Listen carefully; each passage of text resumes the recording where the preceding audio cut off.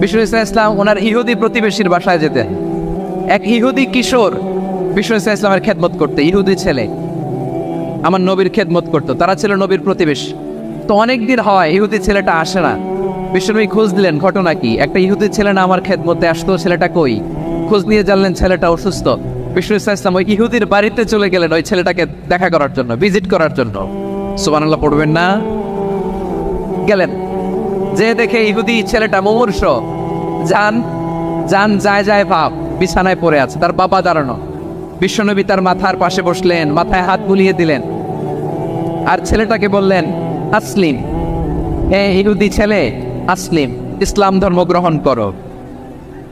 তো ছোট্ট ছেলে ভাবে আমরা ইহুদি, এখন ইসলাম ধর্ম গ্রহণ করলে আব্বা যদি বকা দেয়, ফানাযারা ইলা ওয়াজহি আবি, ছেলেটা তার বাবার চেহারার দিকে তাকালো, দেখি আব্বা কি কয়।